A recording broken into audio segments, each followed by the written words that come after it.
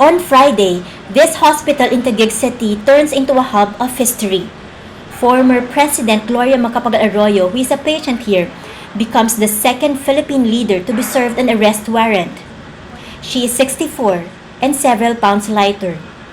She wants to seek medical treatment abroad and leave St. Luke's Medical Center, which, ironically, treats at least 300 foreign clients a month. In the morning, Filipino and foreign patients go about their usual medical business, largely unmindful of the decisions and legal maneuverings going on. Around 10 in the morning, the COMELEC files an election fraud case against Mrs. Arroyo and her allies at the Pasay Regional Court. The COMELEC asks the court to immediately issue a hold departure order against her. By noon, allies of Mrs. Arroyo start arriving. I haven't talked to her. Around 1 p.m. in Manila City, the Supreme Court spokesman announces that majority of the justices are upholding a court order allowing Mrs. Arroyo to leave. Then there is a TRO to restrain the effectivity. Around 2 p.m., policemen and hospital security personnel become more visible.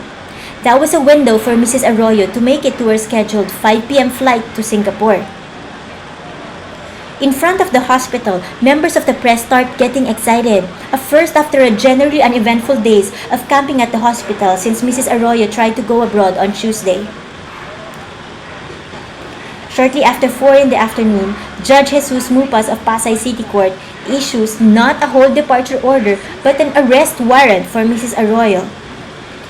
The court issued a warrant of arrest against the accused. Cameras are up, people are pumped, and patients and their companions in the hospital start calling their friends, boasting of being at the right place at the right time.